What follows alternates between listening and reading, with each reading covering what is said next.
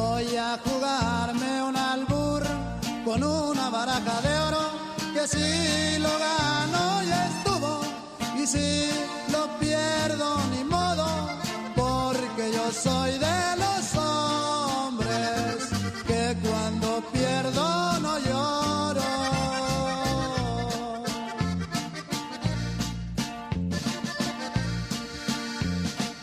Las mujeres son barajas que hay que saber barajear para saber cuál es la tuya, es la que vas a apostar, no ya después de perdido quieras volver a jugar.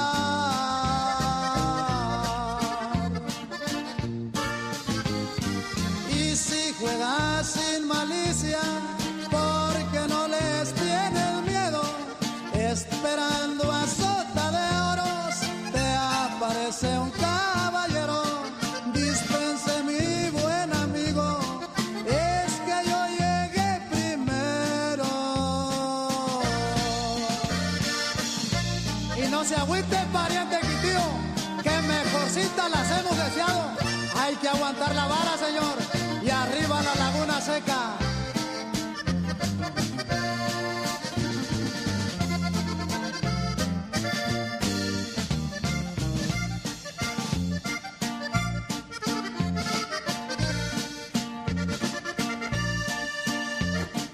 El que no lo quiera creer, que le entre a los Pantera, pierde dinero y mujer, y hasta la portamoneda a veces llega a su casa con la camisa de fuera.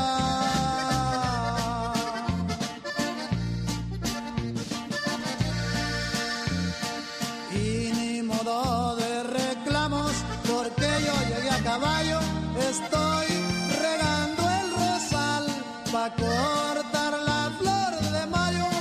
Perdóneme, rey de copas, pero yo soy de a caballo.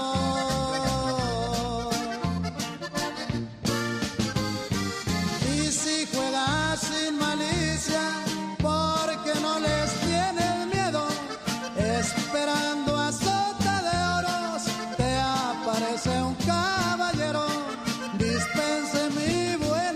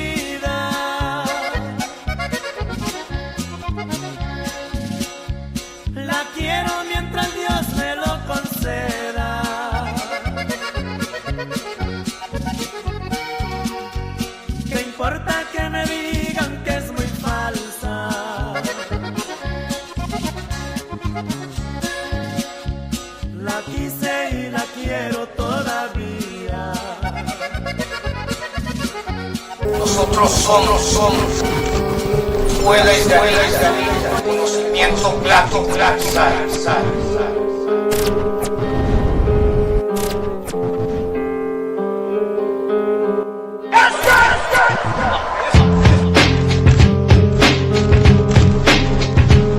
Power of manifest destiny. You know, really understood as an act of destruction.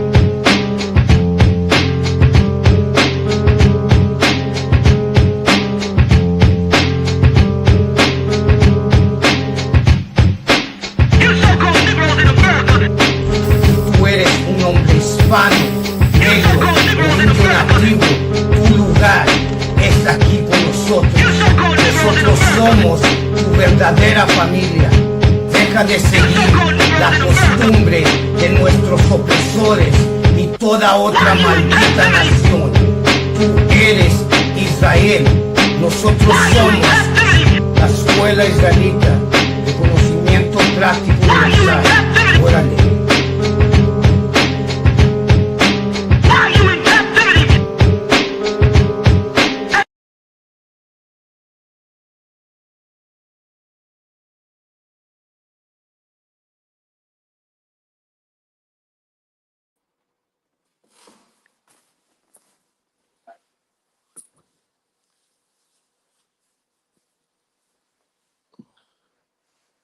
Hey, Shalom, Lord Christ, can y'all hear me?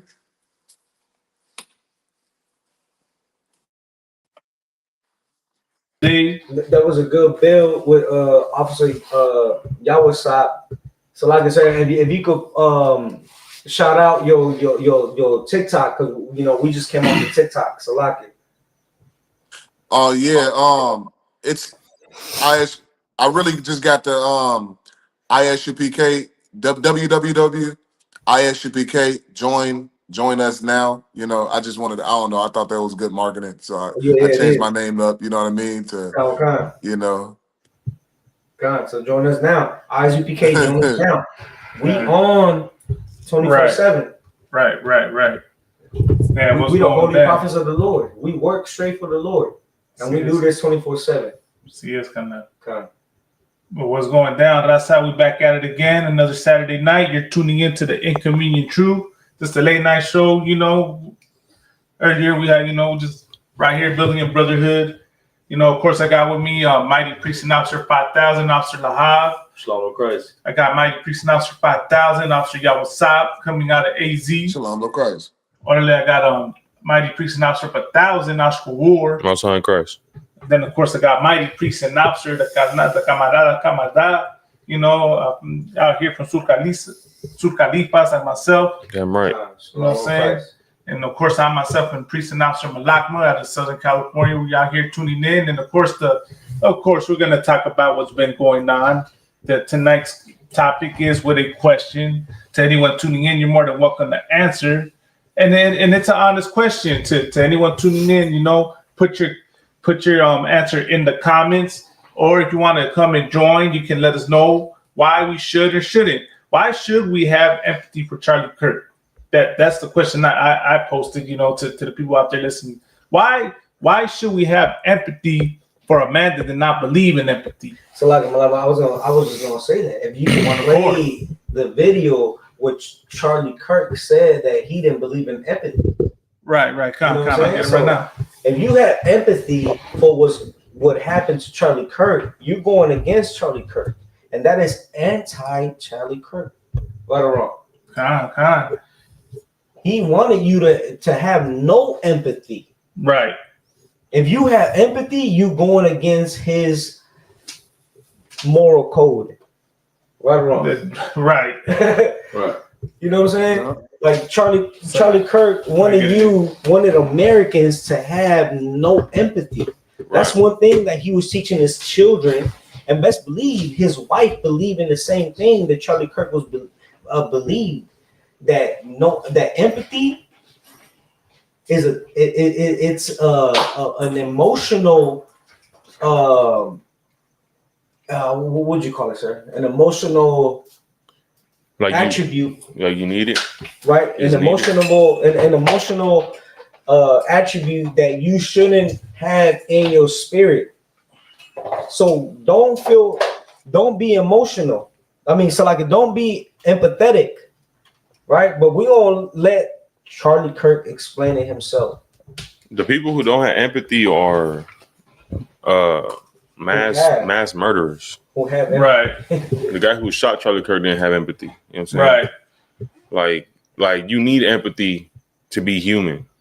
Like if you don't have empathy, that's like a sociopath trait because if that's what he means, and that means you don't put yourself in other people's shoes. I'll look it up right now, the definition of the word empathy before we get started. So it's like Charlie Kirk didn't have any empathy for them for our brothers and sisters being taken into those concentration camps. You know what I'm saying? All these white people crying for Charlie Kirk, they don't really follow Charlie Kirk. Because if you really loved Charlie Kirk, you would not have empathy for him. Right. You know what I'm saying? And so like I said, if I could too, right? He when it came to putting your knee on George that was Floyd's crazy neck, when he said that. You know, you should have empathy. He said, what's that brother's name? George Floyd. Yeah. He said George Floyd didn't die from the knee being put on his neck. He died because he was a drug addict. He said before the cop put his knee on George Floyd's neck, he was already saying, I can't breathe. So he basically is saying that the cop had nothing to do with George Floyd's death. So when that's not true, that cop murdered that brother. Meaning this, that the bullet didn't take Charlie Kirk's life. It was because he bled out. Right. Like he overdosed off the what was it, blood? Right. He overdosed. I think either overdosed or underdosed off the blood. Yeah, kind of. So you know, I mean, it's that he didn't lose his life because of the blood, because of the bullet. He lost his life because blood was rushing out of his body. Right. I mean, Charlie Kirk was a Christian, right? Yeah. If he truly was a Christian, then he would have not gotten himself killed. Mm-hmm. Right. Because he got himself killed because he was saying things that people didn't like. And the scripture says in the book of Proverbs, you know, if you don't watch your mouth, it's gonna lead to your demise. Right. And that's what happened to him. You know, we can't if we wanna honor Charlie Kirk. Nah, you know, I'm being like I'm joking around, but for real, like Charlie Kirk said that George Floyd died because of drug addiction. The cop putting his nails on his neck had nothing to do with his death, with his life ending. So if I think like Charlie Kirk, the shooter is not the shooter's fault that Charlie Kirk is dead. Right. You understand? Charlie Kirk is dead because of his own words. Right. That's the equivalent of what he's saying about George Floyd. Right. And that's because he doesn't have empathy. He don't have empathy for George Floyd. That's why he can say that. So I'm not gonna have empathy for him. I don't give a damn that he passed away. I really do not. Right. I don't care about his wife, about his kids, because guess what? They don't give a damn about my people being put in concentration camps. And so like I go ahead. So good. I'm gonna say this real quick too. I have a lot of friends and family. A lot of friends and family that were, anti-ICE. You know, they were against the ICE raids. Yeah. Against what was going on with the so-called Hispanics, as far as them being detained and getting taken away. But when Charlie Kirk died, all that went out the window, and people were feeling sad for him, crying for him. Like I had family talking about, rest in peace. Mm-hmm. Did you forget that Charlie Kirk was anti-immigration? He wanted, Mexicans and Central Americans locked up, wanted them deported, saying, get out of our country, go fix your country. You see that video with Venezuela, Mexico, Central America, you guys need to leave, go back to your country, go fix your country. So, that's how you felt. So, but what I'm saying is that how you gonna be for the people anti-immigration, but when this devil died, you feel sad and you're crying and you're putting rest in peace. And he talked about he was like practicing freedom of speech. Like he damn near made him look like a martyr. Right. You know, like if he died for you. Right, exactly. You know, like what the fuck? Like this devil did not. You don't give a fuck about no Hispanic. That's why what Jeremiah Hyman said, like you were a better person than him if you felt bad for him because he passed away. Because if you died, he would not care at all. He'd be like, oh whoa, like you shouldn't have been here. Like that's what he would say. Like if you was detained and you got killed by ICE agent, he probably just said, you know what, you shouldn't have been here. You died because you came here legally, and then he just move on with his life. But with us, it's different. With us, we go on our Facebook, Instagram, we cry about it. We're talking. We're like, we speaking up for him. Like he died for rights. Right. He died just because of words. They put him right next to Martin Luther King. You showed me that. Right. They put him right next to White Jesus, Martin Luther King, and a couple other cats on Mount Rushmore. I just disgusted at what I saw, sir. The crazy part, sir, is that he, this was his sister. It was kind of like I didn't even get to pray for him, and he's in heaven. But guess what? He's gonna go. If he's in heaven, he's gonna meet Yahushua, who. The world ignorantly knows as Jesus Christ, aka a white man, and it's a black man, right? It's a black. Like, go ahead. It's so haggis, right? You know what I'm saying? So, he was against black and Hispanics, right? You know what I'm saying? So when he gets to heaven, so-called heaven. He gonna be in for a rude awakening. Oh my God! Hey, Salaki, I got that clip ready. Oh, go ahead. No, go ahead. You got it. So this is what Charlie Kirk thinks about empathy. Actually, I think empathy is a made-up New Age term. Guys, I keep seeing this viral clip all over my socials. Let's go around clip.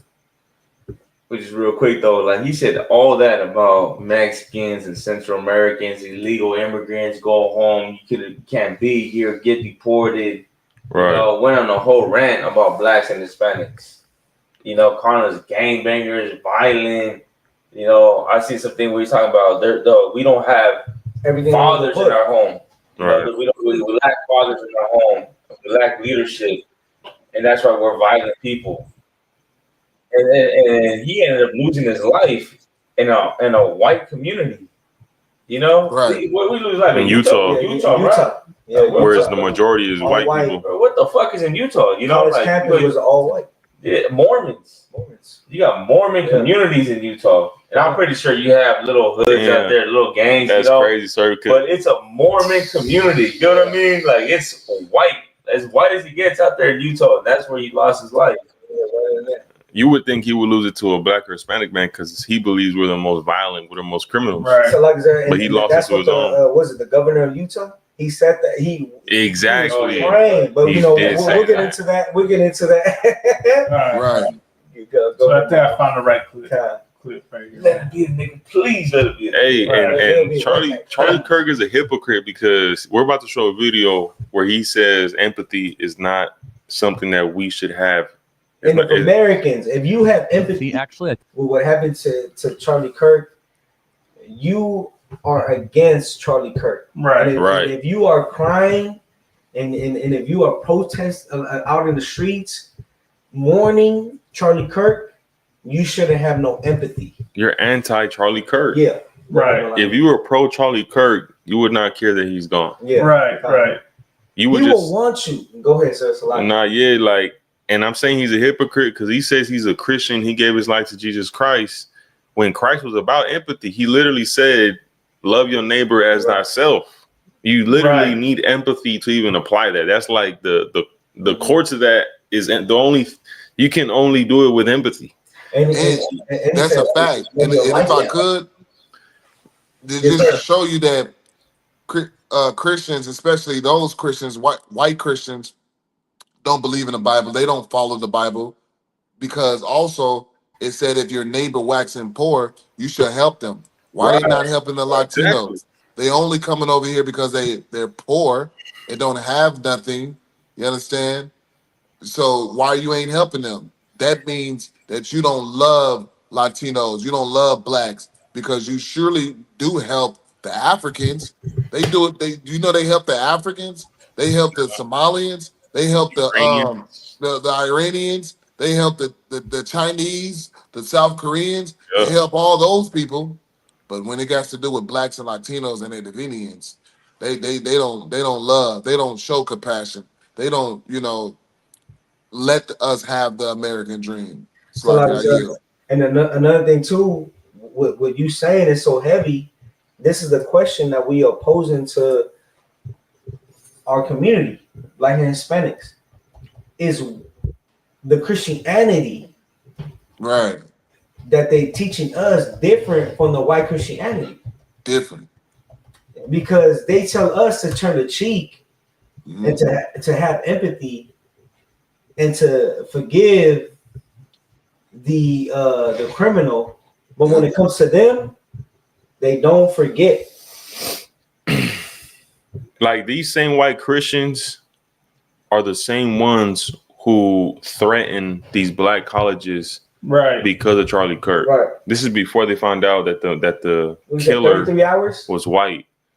He said, I was praying for 33 hours. Yeah, he said I was praying for 33 hours. That it wasn't one of us. That it was someone from another country. The HBU. Like, why in the hell are you targeting black people? Yeah. When a white man killed another white man. Right. What happened to Christianity and Jesus Christ? Yeah. Right. What happened to that? What happened to, forgive? Why don't they forgive the killer of Charlie Kirk? That's what General Muhammad was saying. He didn't know that he had daughters and then he had a wife. So we should forgive him. Right. Here we go. What? I got the clip right here. I think empathy is a made-up new age term. Guys, I keep seeing this viral clip all over my socials. The strategy is not. Here, let me put it into context for you. The new communication strategy is not to do what Bill Clinton used to do, where he would say, and sympathy. I can't stand the word empathy, actually. I think empathy is a made-up new age term that does a lot of damage, but it is very effective when it comes to politics. Sympathy, I prefer more than empathy. That's a separate topic for a different time. You see, guys? So, of course, they're going with the defense that he took the word out of, that he doesn't hate compassion, right, or sympathy. He just hates the word empathy in itself. But here's the problem, right? Your overall narrative that you're trying to push, you understand, and then the things you say after about demonizing a certain group of people. This is what the word empathy means, right? According to the Merriam-Webster's dictionary. Empathy, the action of understanding, being aware of, being sensitive to, and vicariously experiencing the feelings, thoughts, and experience of another. His context was that he was saying it because he hated the way they were misusing the word. But why would you have an issue and even say that in the first place? Is it really that you hated the way they were using the word, or is it that you just hated the meaning of the word in itself? Is it because you hated the fact that America was trying to help people? You understand? A lot of the, if you notice, a lot of the arguments that, when it comes to politics that Republicans have, right, is the issue of taxes, is the issue of welfare, of government assistance. Yep. They hate that. They hate having people, they're all of a sudden worried about people abusing those programs. And that, and it's not so much the words you say, but it's also your actions. Because this country has had an action of speaking out against people on welfare, quote unquote illegal immigrants coming over here and abusing the system. You're against, helping people. And empathy is an emotion you have, to be more sympathetic and to help people, man. That's why the action of understanding, being aware of, being sensitive to, and vicariously experiencing the feelings, thoughts, and experience of another, to understand how someone else is feeling so you can help them. Charlie Kirk was against that. And he didn't have to clean up nothing. You didn't have to go to what he said about, saying, I'd rather say sympathy than empathy, because you were really trying to say, I'll say this real quick. The so-called, the white team, man, the European Americans, they're experts at being passive aggressive. You understand? They'll try to say something, and try to hide it.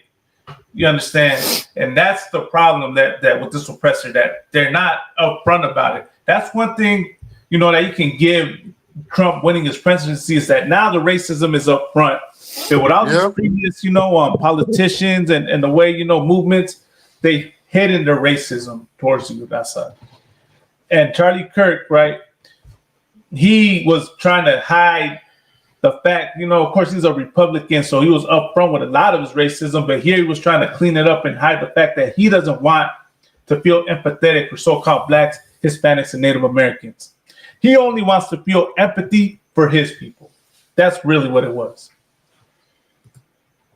So, like, you. And I'll say this: you gotta be like Charlie Kirk in a sense. You understand? Not saying be like him, like be white and don't have empathy, but Charlie Kirk loved his own. Charlie Kirk loved whites over all others because he was white. You understand? And what we need to understand is that Christ was the same way. Christ was not a white man. He was not evil and wicked and unjust like Trump, Charlie Kirk. But Christ loved his own. Right. He loved his people. You understand? And Christ today, he will see, if you were to see Christ today, he would be a black man. You understand? Black, Hispanics, Native Indians, we are the Israelites in the Bible. And Christ, when he sent his disciples out to go preach and to go heal, he didn't send his disciples to all nations. He told his disciples to go to the lost sheep of the house of Israel. That's talking about us. We're the lost sheep, even today. Right. Like I say this all the time, like we're the sheep. From the animals, we're the sheep. We're the vulnerable without our shepherd. Right. And guess what? Christ told his disciples, go to Israelites, go to black, Hispanics, and natives, and raise the dead up among them. Don't go raise the Asians that are dead, the Arabs, the white people that are dead. Go raise up my people who are dead. Go heal those who are sick of my people. Right. So you think if Christ was here today, he would care about Charlie Kirk? Hell no. Right. He would not go out. He would not go out of his way to raise him from the dead because his wife is crying. Right. He didn't give a damn. You understand? So I'm not gonna give a damn. But who I am gonna give a damn about is those who Christ died for. Right. The ones in those concentration camps. You understand? Damn right. For the sister, for our brothers and sisters who are oppressed. You know, on another point, you got what's her name? Mia Taylor, or I forget her name, man. Mia Taylor. She was stabbed in a bus by a white man. Stabbed to death. She was coming out the train with her sisters, and this white man hunted her down, stabbed her, and unalived her. You understand? And guess what? Trump was president when that happened. Right. And I didn't see a tweet from him saying, I want to give her murderer the death penalty. I'm not saying he's not. I'm not saying he hasn't gotten it. I'm not saying he's not paying for what he did. You understand? But when that sister passed away, I didn't see anybody doing for her. I didn't see Elon Musk doing for her and all these other people and Andrew Tate and all these guys wanted to paint murals of her. Right. But this white woman is unalived and they want to put her all over the streets of America. I'm not justifying what happened to that white girl, but I'm saying it goes to show we are not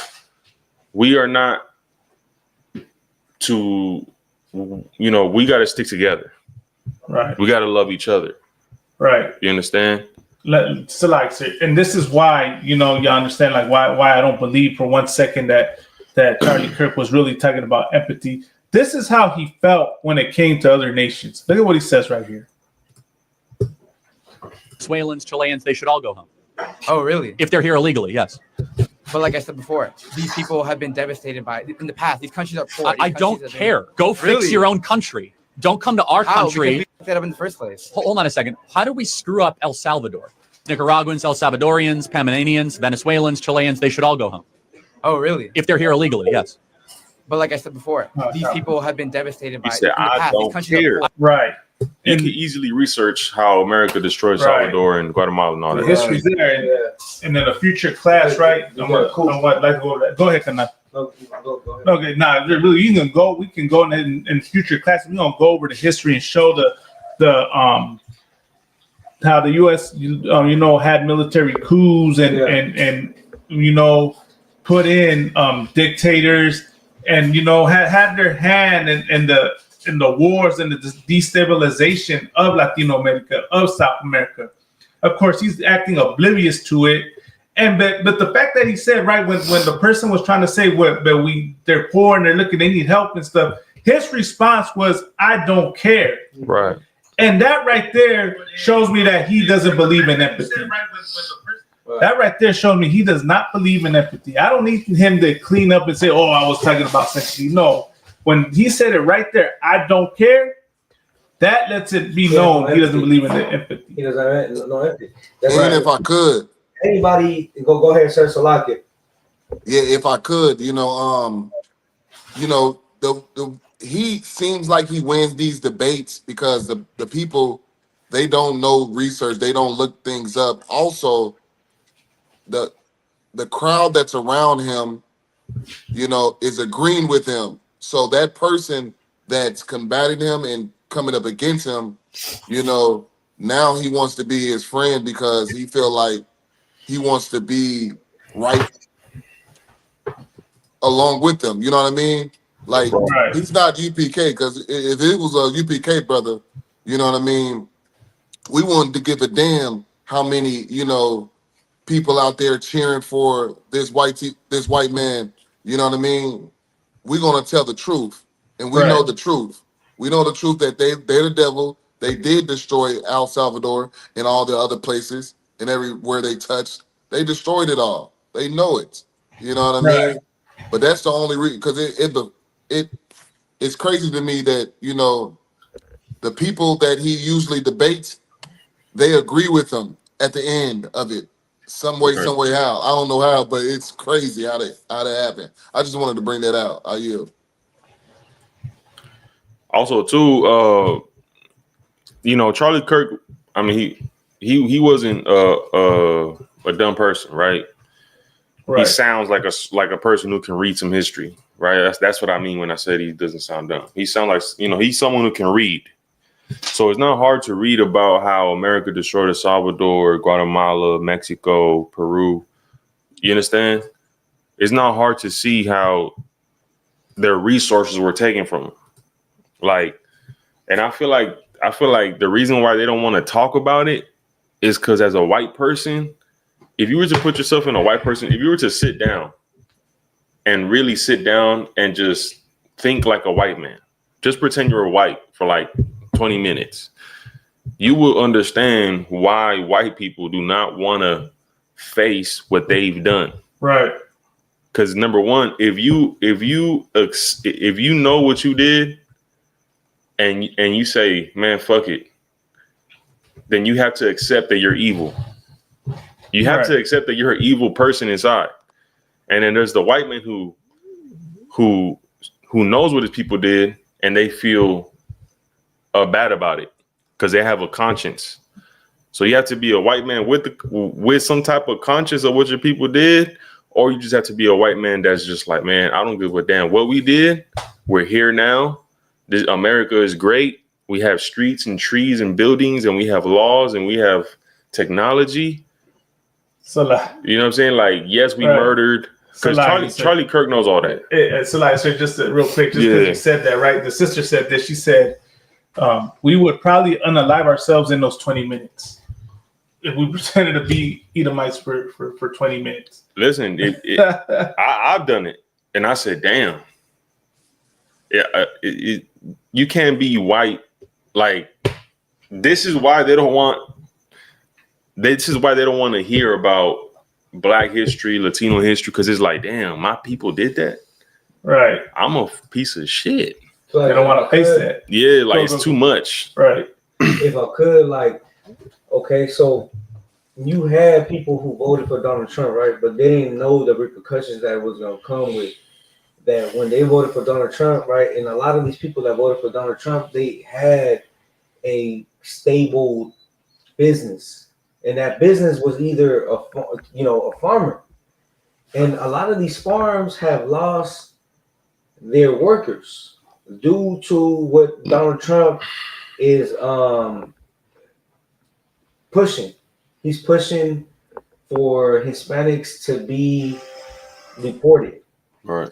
And a lot of these farms make their gains. They gain off of Hispanic labor, which is cheap labor. And a lot of these farms have lost their how would you say, the profits, right? Yeah. These farmers have unalived themselves to the point where it's like you voted for a system that failed you. Right. You know what I'm saying? Right. So the sister's right.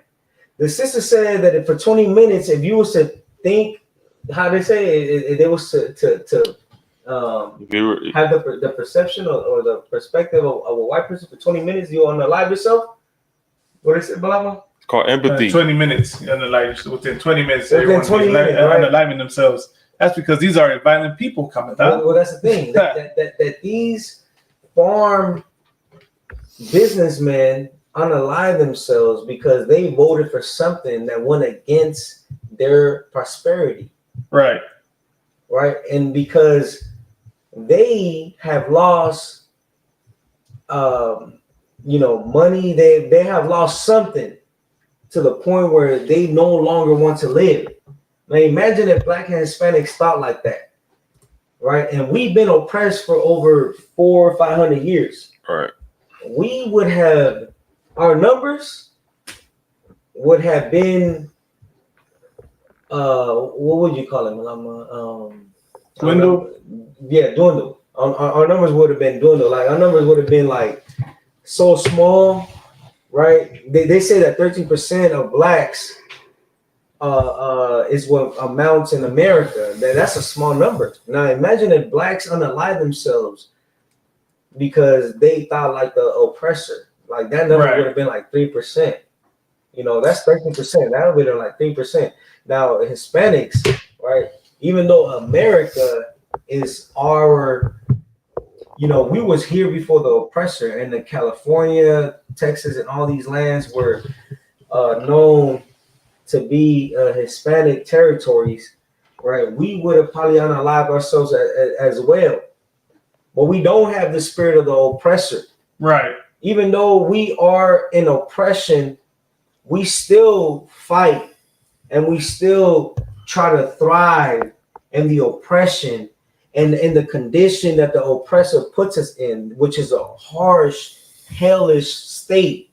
It's a low state that nobody, the oppressor himself cannot survive in these conditions. Right. Yeah. For Black and Hispanics, because the Lord has given us a spirit of a warrior, a fighter. We get to live through these times. Right. But if you forsake your heritage, right? Because there's a heritage in the Bible, and that is the laws, statutes, and commandments, and that heritage is for Black, Hispanics, and Native Americans. And when you forsake that heritage or you live outside of that lifestyle, you are going to die off like the oppressor, because that lifestyle that you live in is not congruent with the spirit that the Lord has given you. And the Lord has given us a spirit that is a mighty spirit. And even though in whatever condition that the oppressor has put us up under, we still get to survive, and we still get to, I'm not going to say prosper, because we have not prospered, but we still get to survive and live and still hold our integrity, right? Nowadays, sometimes we don't have integrity, but we still get to uphold that to a certain degree, right? And this is the thing, that if you come back to the law, statutes, and commandments, the Lord is going to bless you multiple. You know what I'm saying? The reason why you are the reason why you are living in a hellish state is because you are trying to live the lifestyle of the oppressor. You're trying to live under the perspective of Charlie Kirk. Right. How do I know that? Because when I look up on social media and I see brothers and sisters, and we know that we are fighting against immigration, and you forgive Charlie Kirk, who he was for immigration. Right. You forgive this man who wanted to seek the dogs on your grandmother, who wanted to seek the dogs on your grandchildren and separate your tias, you know what I'm saying, man. And you forgive this man. But I'll tell you something. If you stop putting your love into America and you open your eyes and you come back to your identity according to the Bible, you're gonna stop loving the oppressor, and you're gonna see that your brothers and sisters, meaning your people, matter. Right, Kana. And this is one thing that America is gonna teach you. It's gonna teach you how to love your own. Right. Because right now you love America. You love every white politician, and you serve under their military, and you love them so much. But America is going to teach you that even though you serve under the military and you were this great, what we call it? The what? Country? Like serving under the country. Empire, occupation. No, but as serving as that. A servant, right? A servant of the servant of the empire. Even though you were a great servant of the empire, right? This country is gonna show you their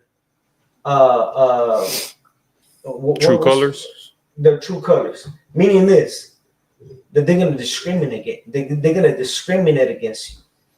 Right. When you learn, you're gonna say, but why are you discriminating against me? I serve this country. I'm a veteran. And guess what? Man, I done had a conversation with a brother, and he said that he served in the Vietnam War, in the Korean War. And when he came back and he went to go get served at his restaurant, and they told him, we don't serve your kind. And he was with a Mexican brother. And he thought that they were talking to the Mexican brother. And guess what? This is we're talking about the 40s, 50s, and 60s. And this is a brother that had a conversation in my slavery. You know what I'm saying? And then he said that his grandfather was facing discrimination. But his grandfather thought that they were talking to the Hispanic. But no, they were talking to him. And that brother was a Judite, meaning that he was a black, so-called black Negro. And when this is a lot of Hispanics and the Negroes are gonna be devastated. You'd be like, why me?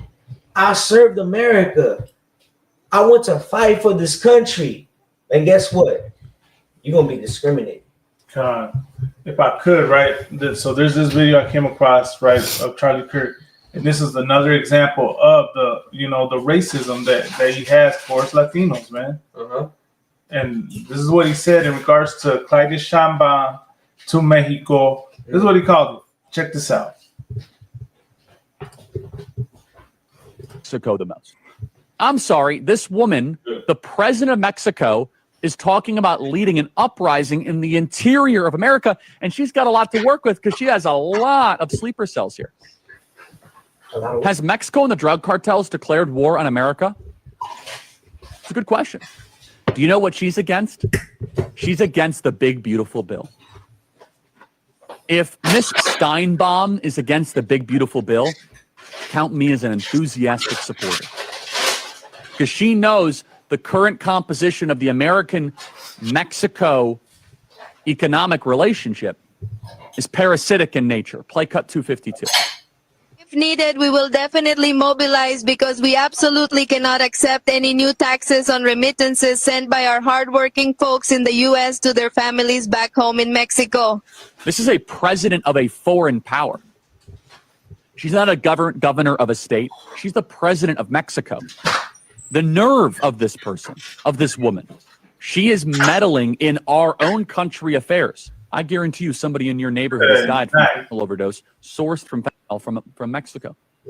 I guarantee you somebody in your local area has had their house broken into because of the open borders brought to you by... Hey, Slovakia. Go ahead, once again, these are lies. These are straight up lies. First of all, did you know fentanyl don't even come from Mexico? It comes from China. Right. China. If I could, it right? It comes from China. Like, all these are lies that this dude bringing up, and people just feed right into it because he's a white man. And that's why the Bible speaks about in Second Thessalonians chapter 2, verse 3, if I could. Yes, sir. Get it right now. Second Thessalonians? Second Thessalonians chapter 2, verse 3. I can read it if you just be quick. Okay, come. Yeah, it says that ye be not, let no man deceive you by any means, for that day shall not come, except there come a falling away first, and that the men of sin be revealed, the son of perdition. You understand? So the sin of man be revealed. Who's that son of man be revealed? Is that white man, that white man. You understand? And he's going to be revealed. And that's what the ISPK do. We revealing the white man being the devil that the Bible speaks of. And now everybody's starting to see. Everybody's starting to see that, damn, these people are devils, man. Damn, these people are liars, man. Look, they don't love us. Like you're saying, they blacks and Latinos going to have to wake up and find out that, the hard way that, America will never love you. And, white man would never love you. You know what I mean? Right. You know what's crazy though? Like, it shows how hard-headed we are. Like this devil, like everything he say, like, you know what I'm saying? Like how like upfront he is about being racist against Hispanics and blacks. Right. And we still don't get it. Mm-hmm. You know what I'm saying? Like, going back to the point, which is we still crying over him. Crying, and, you know, and feeling empathy, sorrowful, all of that for a devil that hate us. Right. Man, like I'm saying, like we got a long way to go. Right, sir. Go ahead, guys. Like, no, I was just saying real quick. He's complaining about white people suffering from fentanyl, right? I have a crazy idea that might just help you white people out, man. If Mexicans are these evil foreigners are bringing in fentanyl and it's a threat to American society, I have a solution for you devils, man. Oh, for you white people. How about y'all just stop taking drugs? Right. How about y'all just get off the fentanyl? Just don't do it. Just don't do it. What did Nancy Reagan say? Just say no, white man and woman. Just say no. How hard is that? Don't do drugs and the cartels will cease to exist. Right. But you don't say that. There is a lot of white people on fentanyl, man. Right. I'm like, hey, man, look, I'm always up and down the street going to my slavery, taking buses and trains. I be seeing these white folks on that fentanyl or whatever it is, whatever the hell it is that they're on. Right. They're like this. They're like this. They're on drugs. I'm like, God damn, like, what the hell are you on? Breakdancing. Well, look, everybody going around and everything. Yeah, they're breakdancers. And at the same time, when you see a white man like this, head like this way, you see an Ishkar right there selling oranges and fruits and getting his hustle on. Flowers, little Ishkar lady with her kids, mangoes, selling food, oranges. And they try to make it seem like we the problem. No, we are not the problem. You are the problem. And we all know too, like we're not the ones bringing in the drugs. Like it might seem like it, but you guys are the ones that are providing the drugs to us, Right. And you might find some Christ or Judite, black, Hispanic man selling the drugs out there.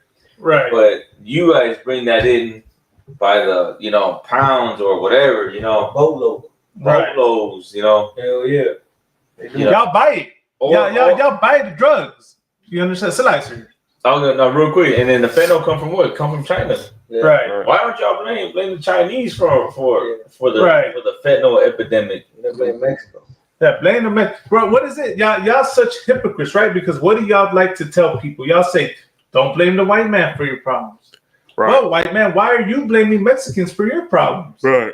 You don't have to take drugs, white man. You don't have to take drugs. You don't have to take fentanyl. You don't have to take meth. You don't have to take heroin, cocaine, all that stuff, right?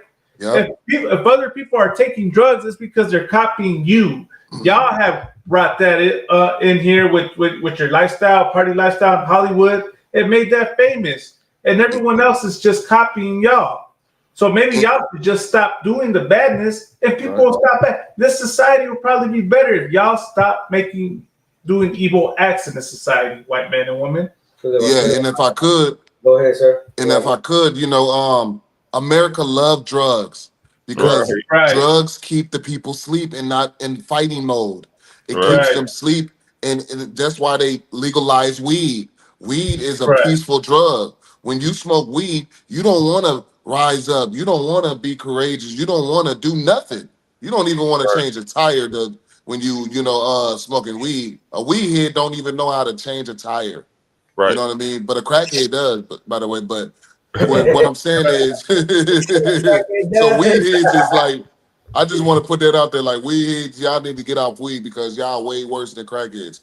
But for the most part, oh, my bad. Go ahead. My bad. Yeah, for the most part, like I said, America loves drugs because it makes you docile. It makes you not a warrior. That's why you know what I'm saying? So that's what they do. You know what I mean? They give you drugs or alcohol. You know what I mean? Like they did the Native Indians. You know what I mean? And black people. That's why the liquor store, it was a liquor store corner on every corner in the ghetto, in church. Because those three things makes you docile and weak. So like, sir, I got a special announcement to play since to touch on that, right? Check this out.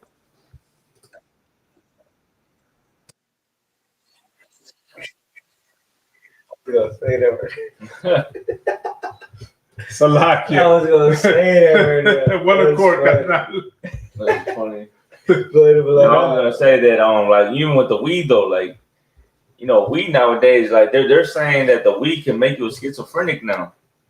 You know what I'm saying? Like there's a lot of cases you can look this up where marijuana, weed, or whatever it is making people have schizophrenia now. So it's not even like the same weed you used to have back then. The weed that you had back then was like, I guess it was actually coming from the plant. Yeah. Now the weed, they throw all kinds of chemicals or whatever on that plant, and now people are becoming schizophrenic from the weed. Go ahead. It was like that when I was growing up. I read that myself on my own phone. That if your mind is still maturing, it can cause effects and give you stuff like that, mental disorder, like schizophrenia or bipolar disorder.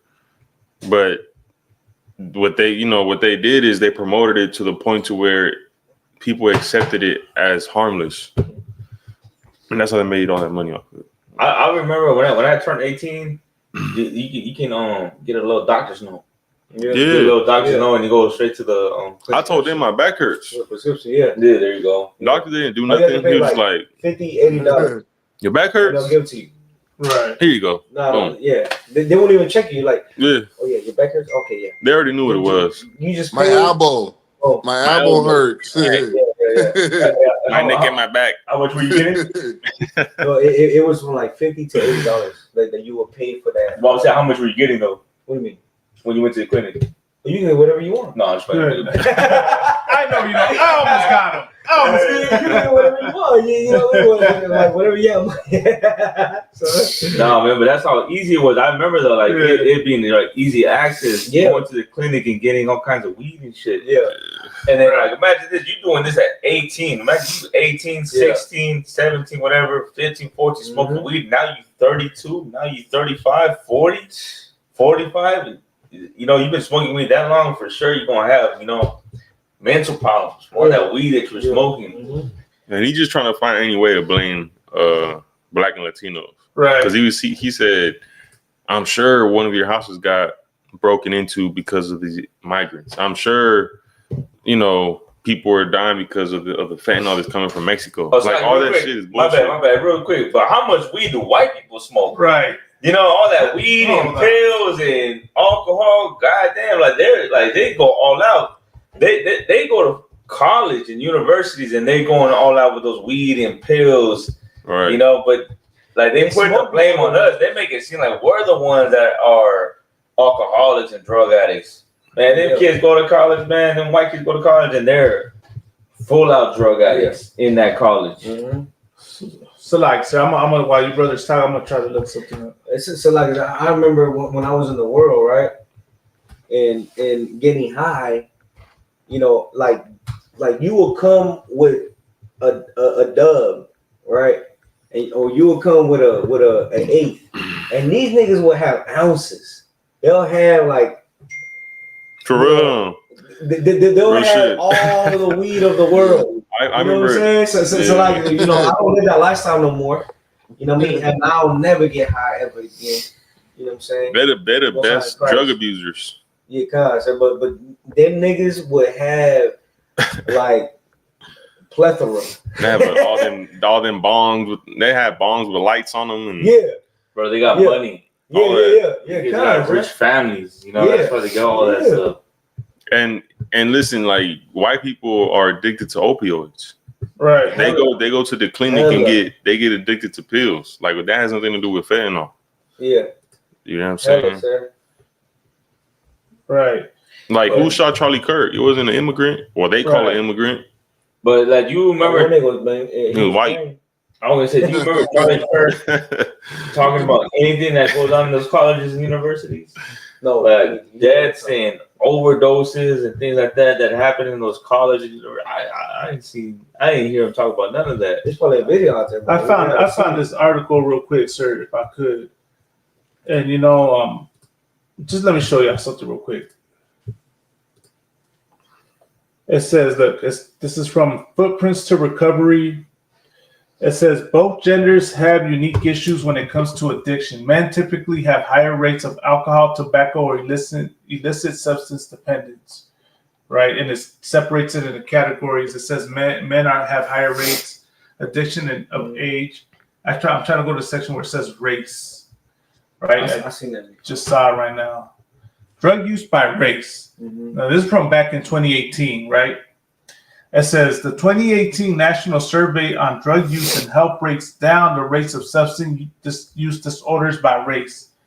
It says 4.8% of Asian Americans, 6.9% of Black or African Americans, 7.1% of Hispanic or Latinos, 7.7% of whites, 9.3% Native Hawaiian and other Pacific Islanders, and 10.1% of Native American or Alaskan natives. You understand? Of course, you know that there's probably more to this. Yeah. Because, you know, of course, it's saying that the tribe of, well, I don't know. But guess what, Malama? Right. Ain't there, what they call them? 5. Right. That's exactly what I was going to point out. Five but I want to say this, right? Because, right. 5 cent Americans? Right. But what's crazy is that he's trying to blame, you know, the Latinos for the drug use. But who uses more drugs than Latinos? White people, according to this right here. And as for the tribe of Gad, let's say that this is true, right? Yeah. They're not foreigners coming in, so they can't be the ones bringing the drugs in. You understand? But another thing too that right. 5 cent, what they call 5 cent? You got culture vultures. Yeah, you know, you understand? But what they call them? $5 Indians. Yeah, right? $5 Indians. There you go. I thought I was calling them 5 cent. $5 Indians. These are fucking these are oppressors who are identifying themselves as Native Americans, but they have nothing to do with the indigenous people of this land. These are just people who their forefathers.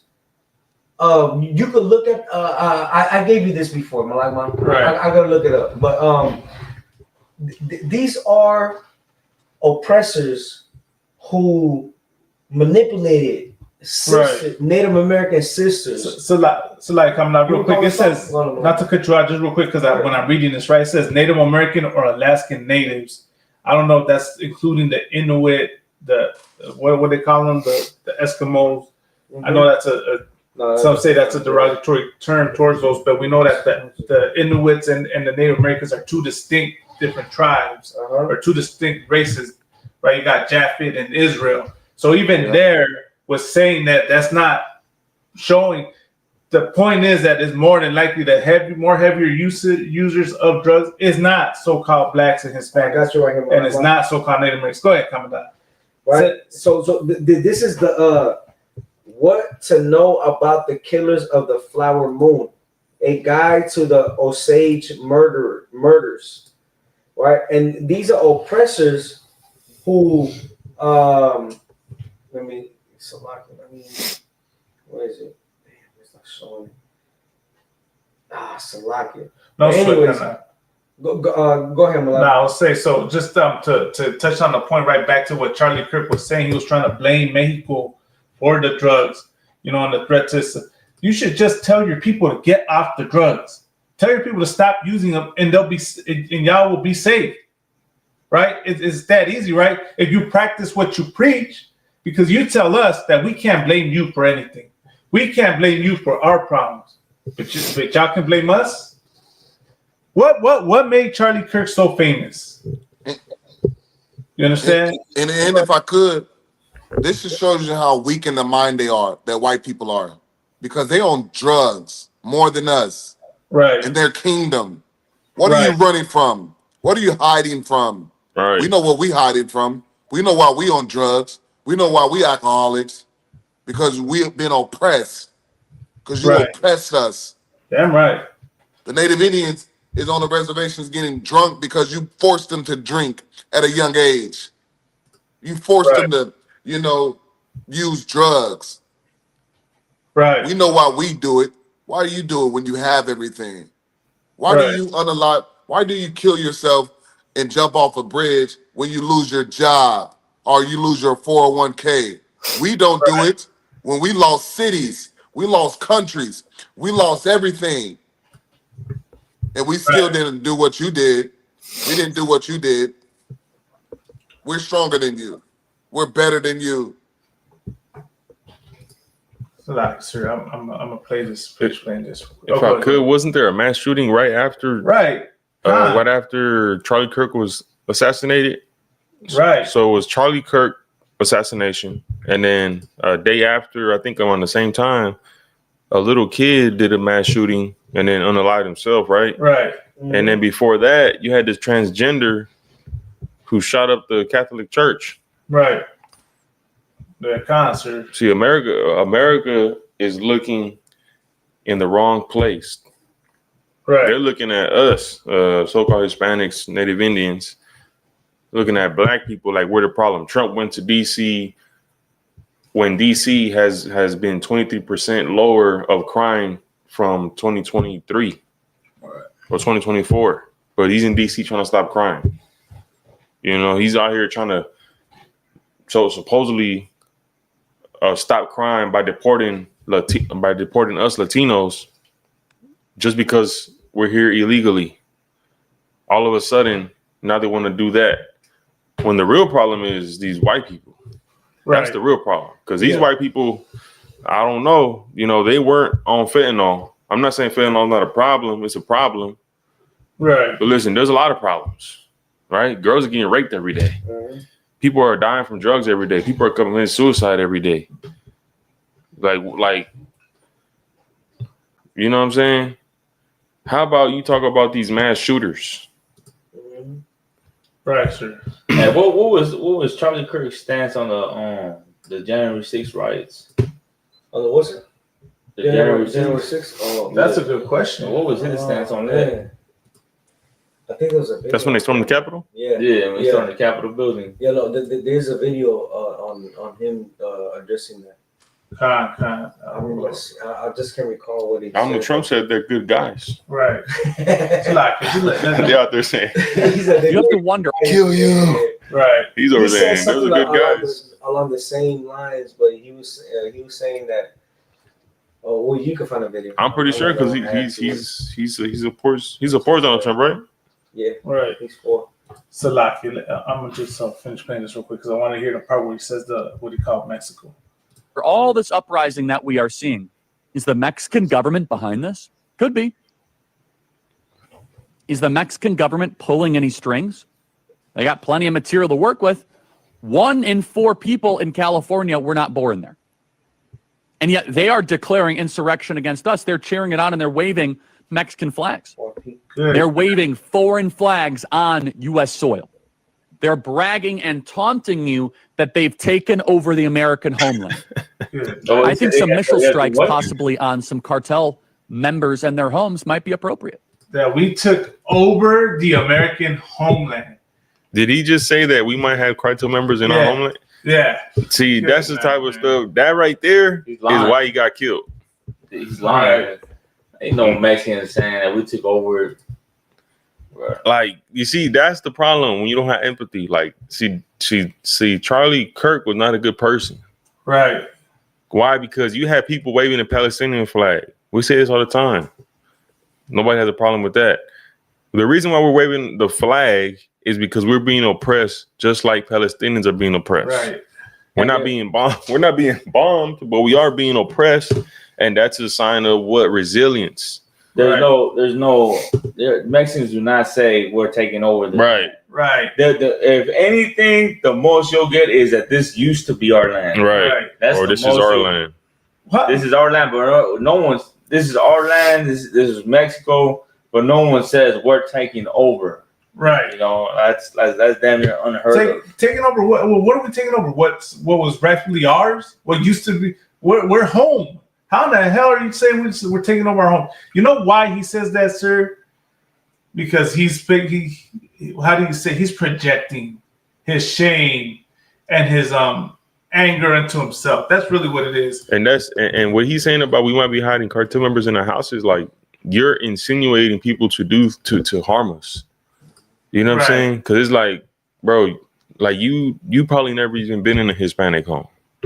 Like you probably don't even know Hispanics at that level to say that.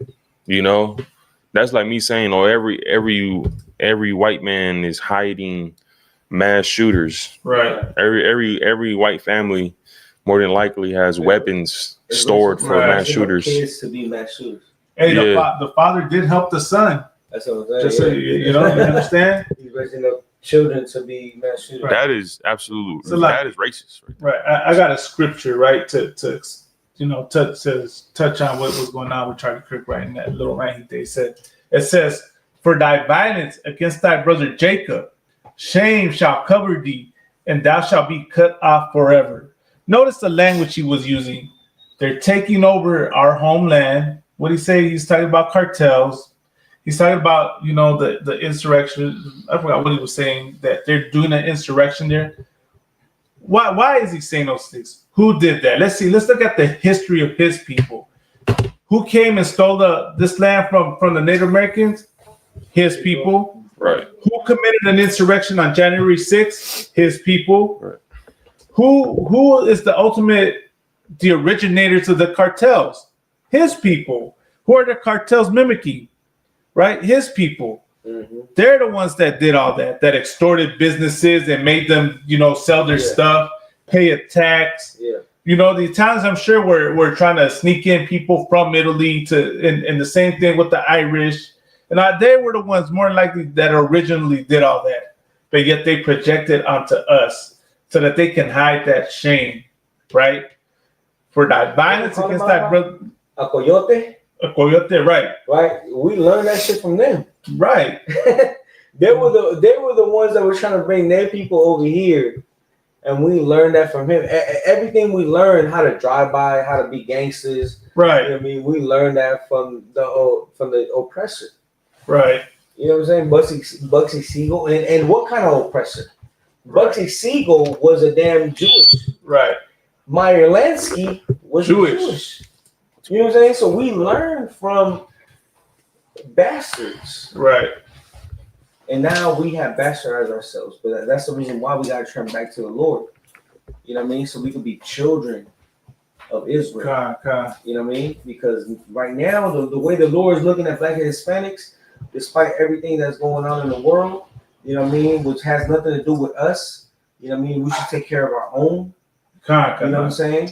So the way that we should carry ourselves is just caring about one another. When I say one another, meaning Black, Hispanic, and Native American. Right. You are so-called Black, Hispanic, and Native American. You are a true descendant of. You are a true biblical descendant of an Israelite. Right. You know what I'm saying? And if you don't carry yourself like that, guess what? Because the lifestyle that you carry is not congruent with the spirit that the Lord has given you, and you want to join hand in hand, the Lord is going to punish you. The Lord is going to punish you because that spirit is not congruent with you. If you're a Black, Hispanic, Native American, you have to give your love, and you have to pour your love to your community. And I don't mean because you live in the damn suburbs and you give your love and you pour out your love to somebody who's your neighbor. Your neighbor, according to the scriptures, is another so-called Black, Hispanic, and Native American. That's what it is. Kind of, if I could, right? I got this scripture right here. You know, Shalom, can I listen?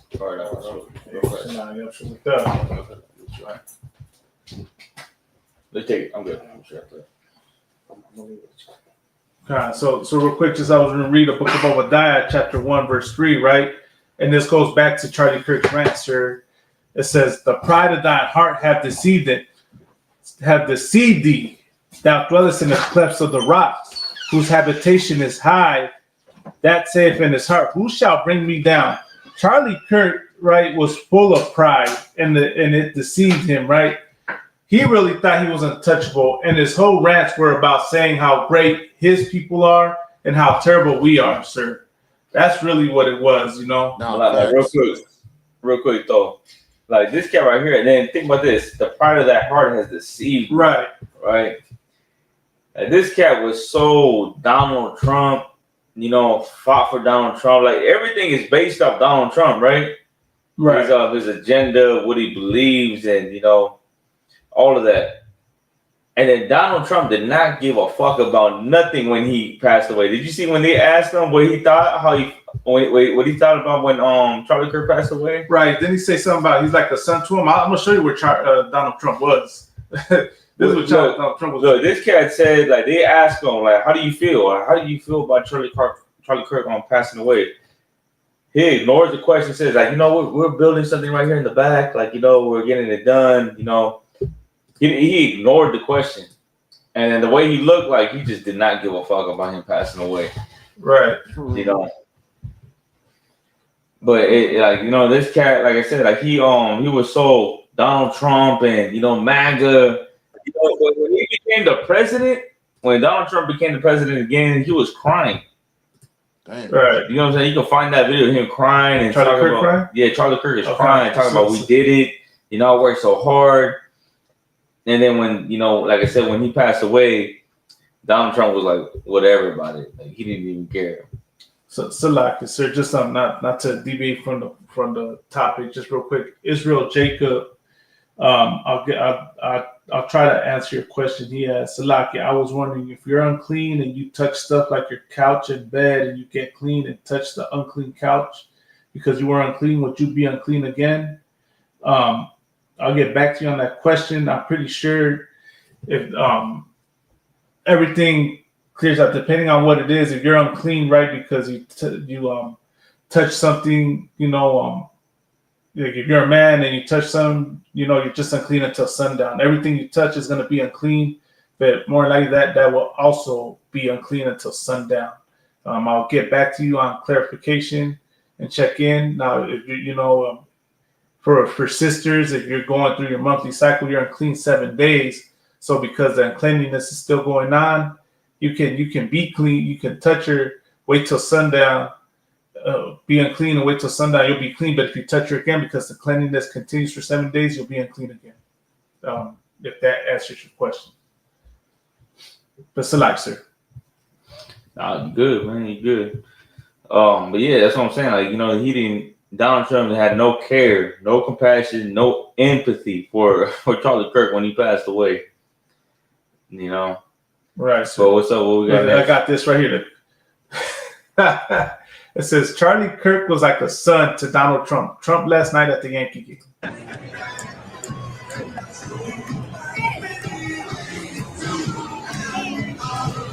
He's throwing himself at the Yankee.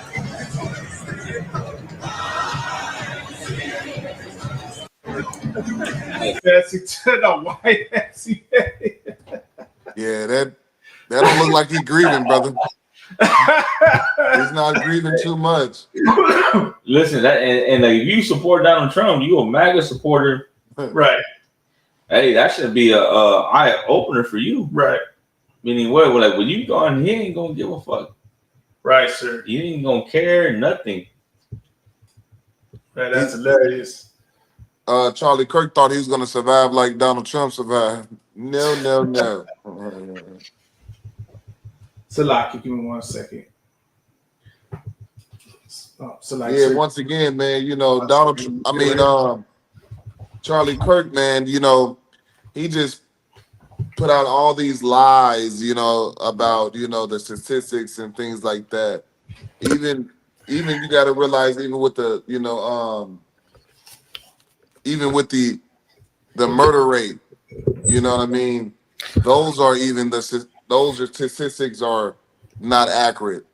It's not accurate at all. You know what I mean? And you should know, and especially when you read anything from the FBI.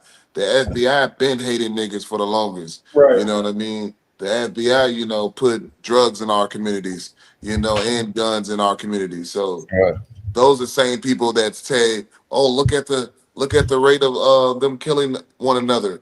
Yeah, they put the Mac 10s, 11s in the ghetto. A Mac 10 was a military gun. It's a military gun that got to get signed off, and it ended up in a 15-year-old hand. That's how Mac 10s got in the hoods, because the FBI put crates of guns into the ghettos so we can unalive one another. You know what I mean? At the end of the day, it wasn't MS-13, it wasn't 18th Street, it wasn't an illegal immigrant who unalived Charlie Kirk. It was a white man just like him. Right.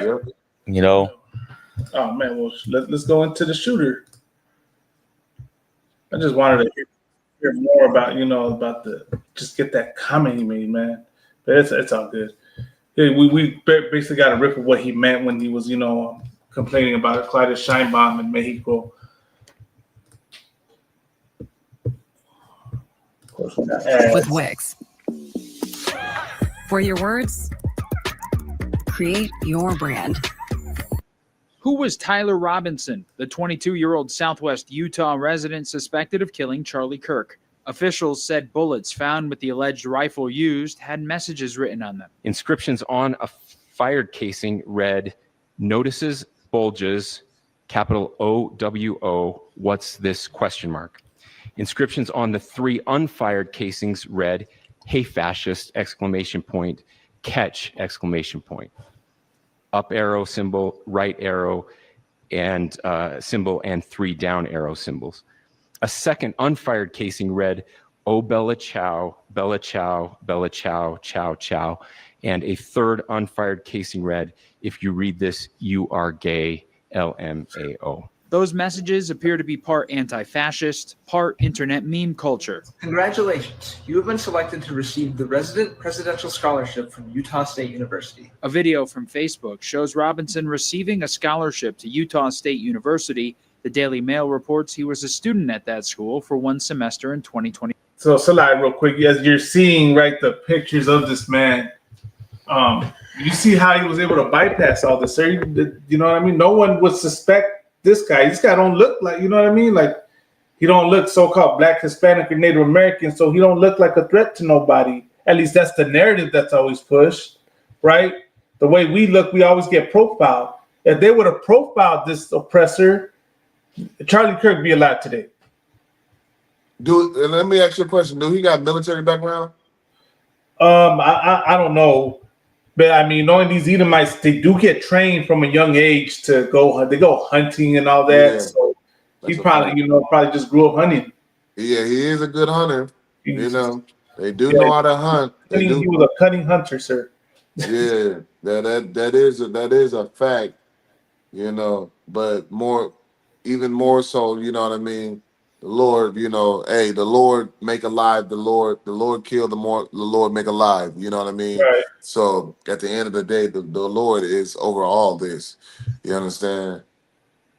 And what's crazy is that, he did this and everyone was quick to blame. This was the response, right? Look at the response to for individuals. We'll go to this one. Fight back, white man, fight back, white man, fight back, white man, fight back, white man, fight back, white man, fight back, white man, fight back, white man, fight back, white man, fight back, white. And the caption reads, right, in Huntington Beach, a coastal city in Orange County, California, long associated with entrenched white supremacist gangs, a neo-Nazi rally has broken out following Charlie Kirk's death. Demonstrators are chanting, "White men fight back," framing the gathering as a show of extremist solidarity. Damn. Good night. Here's my question, right? And to anyone watching, fight back from what? You don't understand? Like, fight back from what? This was the shooter. So in this, what are you going to say about him? Like, what are you going to fight back against? He had no political party affiliation, according to voter registration. Put some money on that man's books. Vote in the last two elections. Officials said a family member said he became more political in recent years. In that conversation with another family member, Robinson mentioned Charlie Kirk was coming to UVU. They talked about why they didn't like him and the viewpoints that he had. The family member also stated Kirk was full of hate and spreading hate. Photos from his mother's now deleted Facebook show a family apparently enjoying time together. There's also an apparent Halloween photo from 2017 with Robinson in a Donald Trump costume. No motive has been identified. Robinson was in his third year of an electrical apprenticeship program at Dixie Technical College in southwest Utah, according to the state's school officials. Utah's governor said charging documents, which could have more information on the suspect, should come early next week. Reporting in Washington, I'm Matt Gelka. Thank you for watching. You see how they not trying to vilify that white man? They not trying to vilify him because, they will be vilifying themselves. If this was a Black, Latino, and Native Indian, he will be vilified. They will be at his mama house. They will be at his grandmama house. They will be everywhere. You know what I mean? But, they can't do anything because it's their own. What are you going to do against your own? You can't beat yourself up. You can't beat, you know what I mean? Cause more violence, and prove us right. You're gonna prove America right that you're violent. See, America is violent. White people are violent, and they're trying to make it seem like we're violent. Yes, we commit crime, but why do we commit crime? We know why we commit crime. 500 years of oppression will make anybody do crime. But you not oppressed. No one's been oppressing you. 2,000 years, you've been on top. You've been on top, ruling, going over, conquering, doing what you want to do. You've been on top. White people have been on top for a very long time, and now it's time for them to come down. Right, sir. I mean, what does General Commander Johanna say? They're sore winners. That's what they are, sore winners, man. And they just, it's like it was in them. It's put in them to do these things. You understand? You can't fix what the Lord has made crooked. Right. You know, so that's why all that goes down. All that goes down, and y'all wondering, you know, y'all think y'all can make peace with this man. When this man does not have it in his heart to make peace, war is in his heart, as the scriptures say. Exactly. Like he'll make peace, but he ain't gonna make peace with you. Right. He'll make peace with his own people. The empathy thing, he has empathy for his own people, right? But not for you. And that's where we get mixed up at, man. And you know, a lot of that has to do with the church. You go to church, you hear about love and compassion and mercy and all that, and so for some reason you think that you got to give mercy and compassion to everybody. Right. You got to understand that mercy and compassion ain't coming back to you. Like them white folks, man, they ain't gonna have mercy and compassion on you. You know, I'm gonna show you. They gonna have empathy for you when you pass away and you're dead, and that is gonna go into what we was talking about earlier. Right. Like today, when Charlie Kirk passed away, a lot of Hispanics felt bad. Fluffy, what's that cat's name? Fluffy. Gabriel Iglesias. Right. Yeah. Gabriel Iglesias. We were talking about, you know, pretty much having compassion on Charlie Kirk. Right. A lot of Christ, a lot of Mexicans and Central Americans felt bad for what happened to Charlie Kirk. You know, they had empathy for him, but white folks will not have compassion on you. You know, when there's a brother that passed away. He was running from the ICE agents. He passed away on the 210 freeway out here in the San Gabriel Valley. Damn. And then you look at the comments. Of what white folks were saying. They were saying, "Oh, well, you shouldn't have been running on the freeway. You shouldn't have been running from the ICE agents. Oh, that's one less illegal immigrant in America." You know, making jokes, laughing. You know, they went on a whole rant on what happened to this brother right here. You know, but when it came to Charlie Kirk, oh man, you know, no one's saying it. Yeah, that's you how know, you know. everybody's feeling bad and sad, and you know, don't make fun of him. You know, it shows you like the hypocrisy, man. And Hispanics need to see that, man. You got to be able to see what the hell, like, you know, what's going on. And if I when could, one of them, they'll feel sad and feel bad and, you know, get angry. But when it comes to you dying, man, they gonna make a joke out of you. Right. They ain't gonna, and also they ain't gonna care about your kids, but they care about this white man kids when he's good. I think it was a basketball player or something like that. Oh yeah, that football player, that goofy football player, you know, that's been going around. He gave, you know, Clerk. He made sure that Charlie Clerk kids going to college, this and that. You know what I mean? Because they don't have a father now. When this dude know, I guarantee you, he know a lot of kids in the ghetto that don't got a father. And ain't gonna do nothing for those black kids. Ain't gonna do nothing for those Latinos. You know what I'm saying? But he gonna get into a goddamn devil that he's already good. He already got life insurance. He already rich.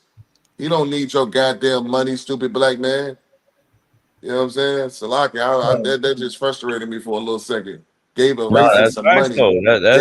That's for real. Gave some racists some money. Gave some little racist babies some money. They don't need any goddamn money. Right. Well, you want to talk about, you know, on the topic and the what's the term, tomfoolery going along, you know, that's going on for, you know, feeling compassion for this Edomite. Look at what Fluffy posted, and this is circling the internet right now. It's titled "Comedian Gabriel Fluffy Iglesias Reacts to the Charlie Kirk Situation." He said this. He said, "Free speech should not be a death sentence. If you didn't like what kind of things the man said, you had the choice not to listen. Taking a man's life because you disagree with him is cowardly. At the end of the day, he was a father husband, and a human being. You know what, I wish that with all that free speech talk, like, come on, man, shut the fuck up, bro, with that free speech talk. You know, like, right. You know, why don't y'all say that about us when we talking? Right. You know, when we gotta say, well, the white man is the devil, and you know, the America is gonna be destroyed, the ICE. All of a sudden, like, you know, when it comes to us, they want to talk like, oh, you guys are being racist. You shouldn't say that. You know, you guys are spreading hate. You know, like that free speech doesn't, you know, it doesn't apply to us. You know, they want us to shut up. Right. But with this devil right here, it's you know, he was just speaking his mind, free speech. No one should. Well, what did it say? Can you repeat? Can you read it again? It says no one should. It says free speech should not be a death sentence. If you didn't like what kind of things the man said, you had the choice to not listen. Man, like, you know what? And that's what that's how they should feel about us. You don't like what we say, don't listen. Right. You know?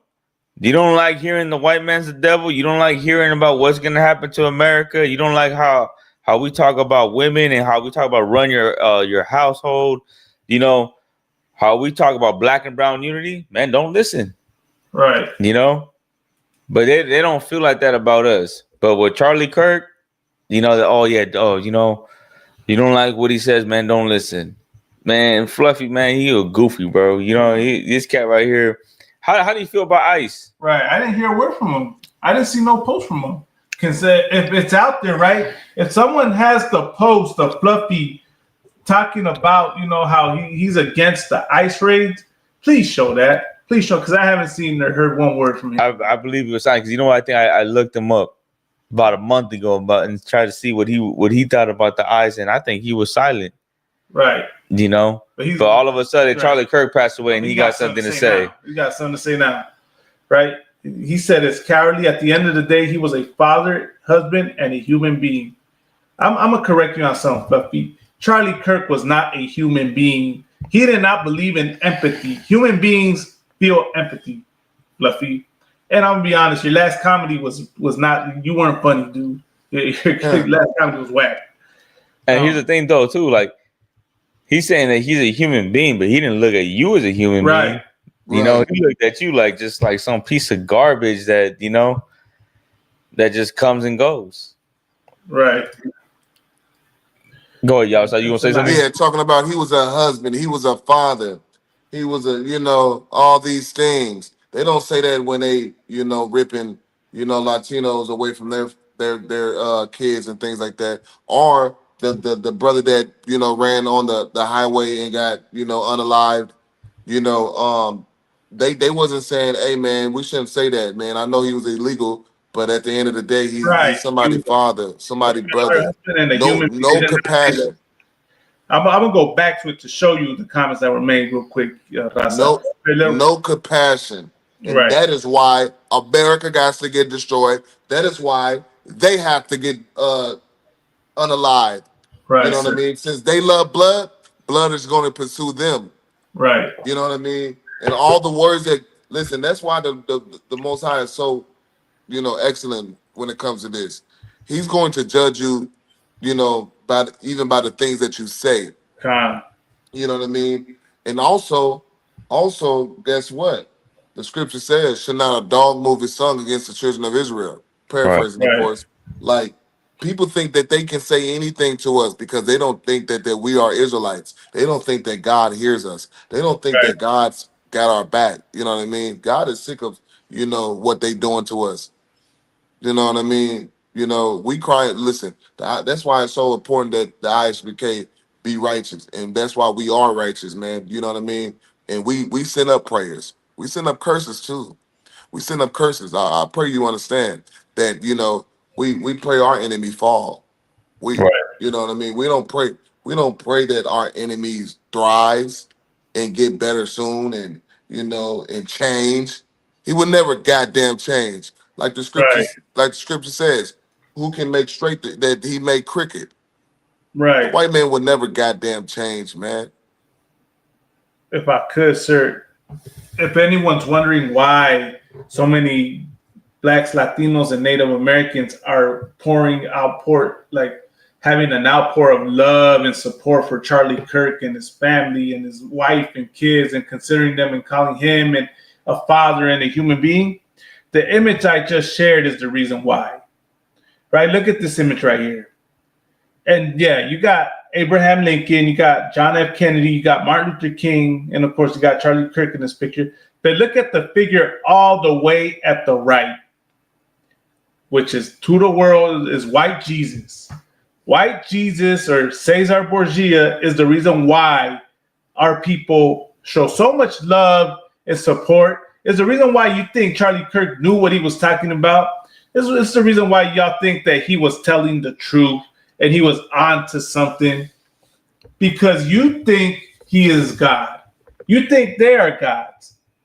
And that right there in itself is an example of white supremacy. One thing that I've always noticed, sir, or Adewanya, is that whenever we talk with oppressors, right, whether it be a battle, well, majority of the time it's a battle, right, or they just come and ask us questions, of trying to have a dialogue, right, and want to find out what we're about, they always come from a position that they're over us. They always come from a position that they know more than us and we know nothing. Yep. They use their big words and their fancy punctuation. Charlie tried to get all technical with the empathy term, right? You're trying to say, oh, I wasn't, I hate the word empathy. I'd rather use the word sympathy, right? That in itself is white supremacy. And that shows you that white supremacy is not just the KKK, is not just white supremacist groups. It's ingrained in this society. It's ingrained in this religion. You understand? And Martin Luther King right there himself. Go ahead, sir. No, I'm sorry, my bad, Salaki. I was going to get on these this image right here. It's the epitome of, what selling out to white supremacy did to the black community. Right. You throw any other leader, prominent so-called black, Hispanic, and Native American leader, and they're going to be the epitome of what selling your people out to white supremacy did. That's why Charlie Kirk was talking all that massa about drugs and fentanyl and crime with our people. This is the reason why. Because our leaders, our supposed leaders, have sold us out to y'all. You understand? But this picture right here, this image right here is why Fluffy said what he said. Is why just you had people cry about, Charlie Kirk passing. That's why you have so many Christians, people that I see so much, that never even share one video of Charlie Kirk. All of a sudden coming out and crying for him and showing their condolences. I'm gonna show you in a minute who I have empathy for, who I have my condolences for. But it damn sure isn't Charlie Kirk or his family. I care less. You understand? You can call me whatever. I have no empathy for a man who doesn't believe in empathy. And his family doesn't believe in empathy. So there you go. And then if I could talk about this image right here. First off, let's get this clear. Like, this is the, standard of people that's righteous and, stood for something that's righteous. Abraham Lincoln, if he did not own slaves, which majority of the presidents have, you know what I mean? Because that was a common wealth back then, but he didn't care that, listen, the narrative is he freed the slaves. No, he didn't. He said that, if I had another way to get the South to come with the North, I would do it, because that was his own mission, to make the North, come together with the South, because the South was getting bigger than the North. So that's the only reason why that Civil War happened. Civil War happened because of power and greed. You understand? And the South was getting bigger. He said that if it was another way that I can do this, I would not free the slaves. I have no opinion of the slaves. I don't care about it. And is that Reagan right there? Say again? No, that's John F. Kennedy, huh? Yeah, John F. Kennedy was another, a devil that you think that cared about black people. He didn't. Martin Luther King, he was a lustful pig that liked white women and had orgies. They call him Orgy Mike. You know what I'm saying? And the next guy, which Charlie Kirk, whatever his name is. What is his name again? Charlie Kirk. Yeah, Charlie Kirk. he hates blacks and Latinos and Native Indians. You know, the proof is in the pudding. You know, and that last man is not Jesus Christ. That is the devil. You understand? And his name is Caesar Borgia. You know, and he had sex with his sister. He had sex with his sister. So all these people right here are disgusting. And that is not, like I said, that's not Jesus Christ. Jesus Christ is a black man from the tribe of Judah. You understand? That's coming back and to put, you know, what's his name again? Salakia.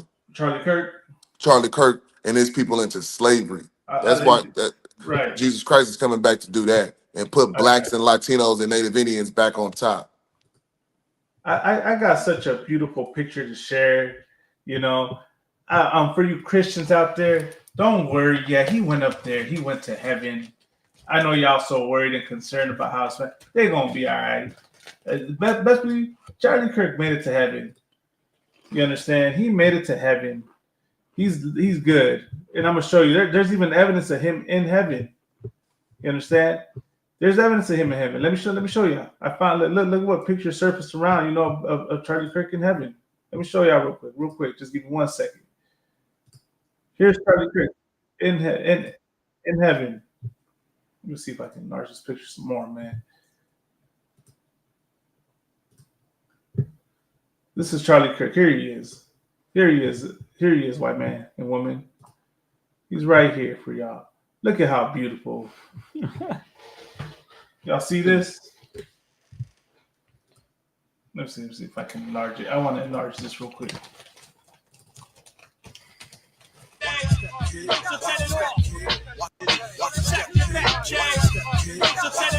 For y'all, man, he made it to heaven, y'all.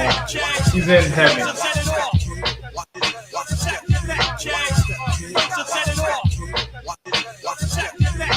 You understand? There's Charlie Kirk. Here, let me get a better picture because that one is a little, you know. Come on, let me find let me enlarge the picture and show you a better image, man. There's your man, white man and woman. There's your man's in heaven, man. He made it. He made it, man. He made it. You know, he was at the pearly gates. You know, he found God. He gave his life to Jesus. Here's a better image. There you go, sir. You see that image right there? Look at that.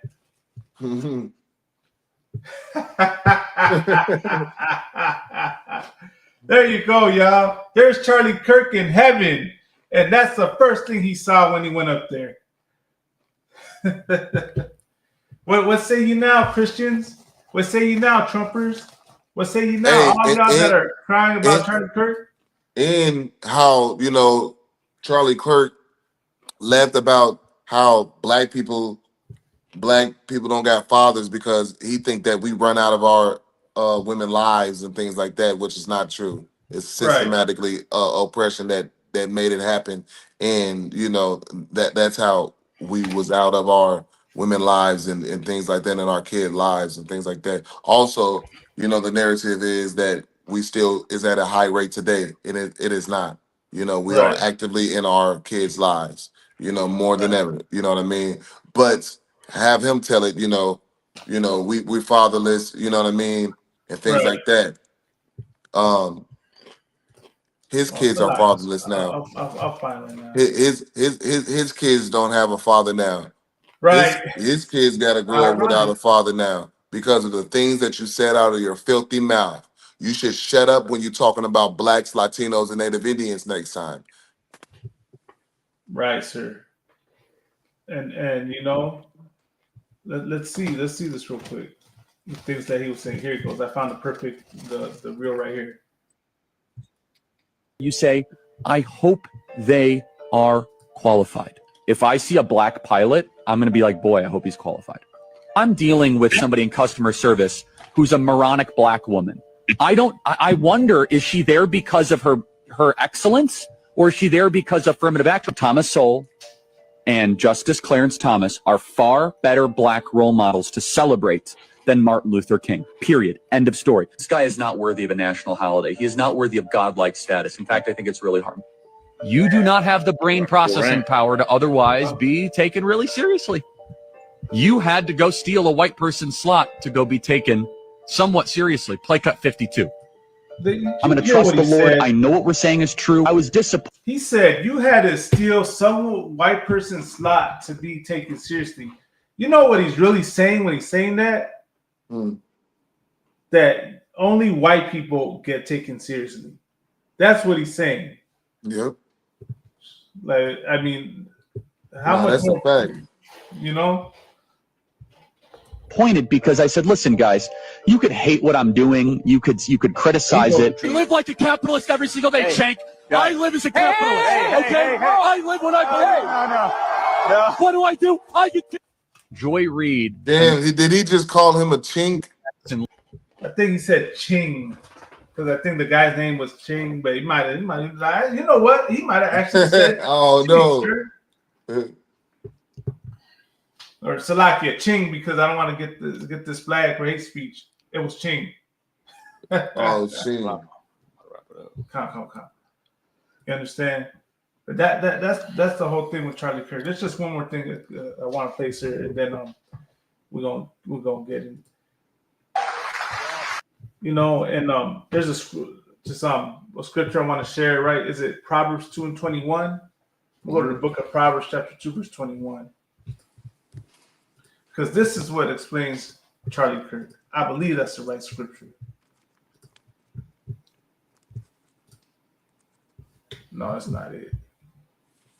Is it Proverbs 2 what? It's the scripture that says it in the what is it? In the life and death hang in the power of the tongue, or in the power of the tongue hang life and death. Oh, okay. Remember that New Testament in James. Oh, in James, okay, kind. Just look up James on your thing and put in life and death on the tongue. Come. It'll come up. Because, you know, like, Charlie Kirk says some things, right? Oh, here we go. Yeah, you're Proverbs 18:21, sir. Yeah, 18:21, yeah. Want me to read it? Come, if you could, sir. Proverbs 18:21. Death and life are in the power of the tongue, and they that love it shall eat the fruit thereof. Right. Death and life are in the power of the tongue. Damn. And that isn't any more evident than what happened to Charlie Kirk. And I'm gonna show you the proof. Now I'm gonna go to this video right here. We should have an honest and clear reductionist view of gun violence, but we should not have a utopian one. You will never live in a society when you have an armed citizenry and you won't have a single gun death. That is nonsense. It's drivel. But I think it's worth it. I think it's worth to have a cost of, unfortunately, some gun deaths every single year, so that we can have the Second Amendment to protect our other God-given rights. That is a prudent deal. It is rational. He said it was that he thought it'd be necessary. We should have an honest and clear reductionist view of gun violence, but we should not have a utopian one. You will never live in a society when you have an armed citizenry and you won't have a single gun death. That is nonsense. It's drivel. But I think it's worth it. I think it's worth to have a cost of, unfortunately, some gun deaths every single year, so that we can have the Second Amendment to protect our other God-given rights. That is a prudent deal. It is rational.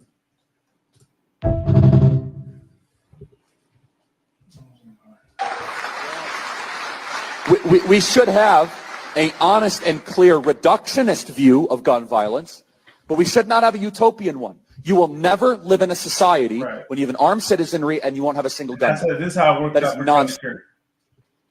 Do you know how many mass shooters there have been in America over the last 10 years? Counting or not counting gang violence? Great. It's 5. Okay, now 5 is a lot, right? I'm gonna give you some credit. Do you know how many mass shooters there have been in America over the last 10 years? Counting or not counting gang violence? Great. And this is how it ended. Yeah, man. There goes your man, Charlie Kirk. Stop, folks. Stop.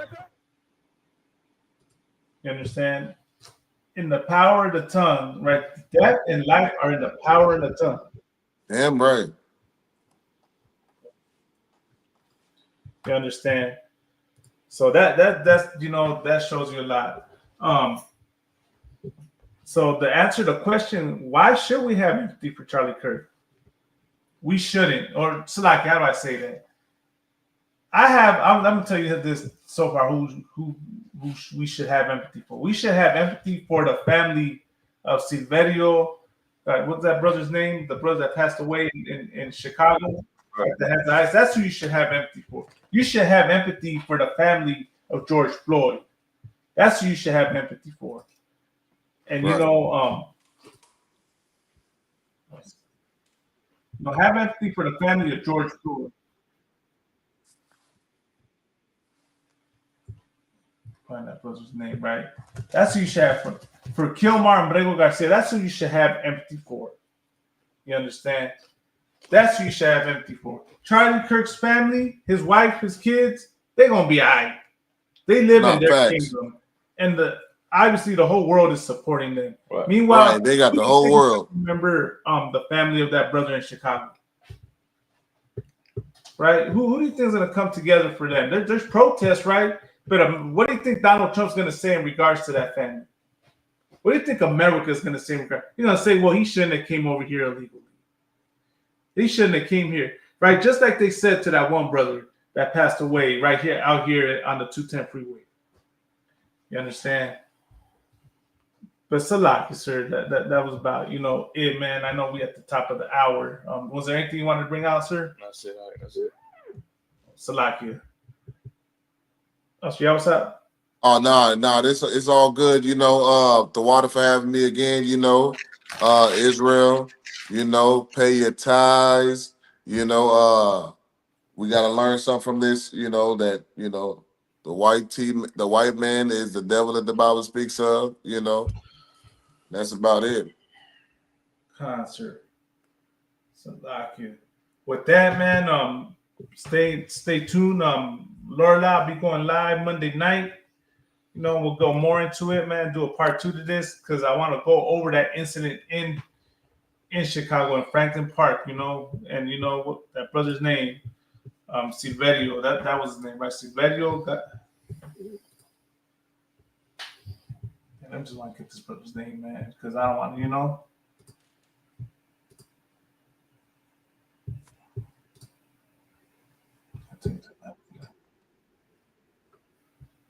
Right, here we go. Silverio Villegas Gonzalez. That's who we gonna have empathy for, man. And his family. Lord be with them. You understand? But with that, we'll be back at it again next week.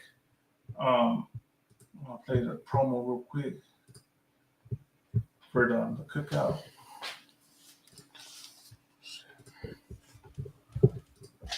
All right, all right. Yeah, with that, man, I don't want the water for hopping on with us. We'll be back at it again Monday, man. Hey, shalom, Israel.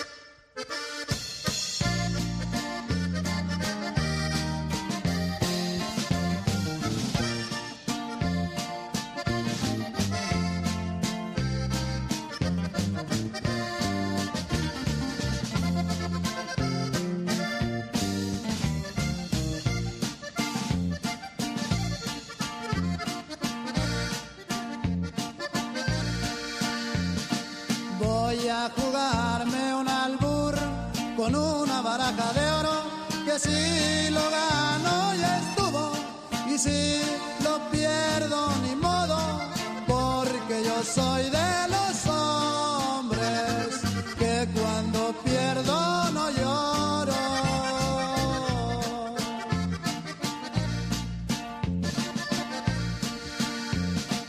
Las mujeres son barajas que hay que saber barajear para saber cuál es la tuya, es la que vas a apostar, no ya después de perdido quieras volver a jugar.